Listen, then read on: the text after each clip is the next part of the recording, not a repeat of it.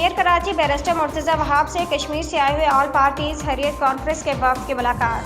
कश्मीर से आने वाले वफ़द की क़यादत ऑल पार्टीज़ हुर्रियत कॉन्फ्रेंस के कन्वीनर गुलाम मोहम्मद शफ़ी कर रहे थे। मुलाकात के मौके पर बुरहान वानी समेत कश्मीर के तमाम शहदा के लिए फ़ातिह ख़्वानी की गई।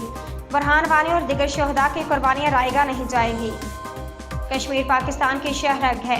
पाकिस्तान पीपल्स पार्टी कश्मीर की आज़ादी की तहरीक की मुकम्मल हिमायत करती है। पाकिस्तान और कौम कश्मीरी भाइयों के साथ खड़ी और उनके मुतालबात की हिमायत करती है।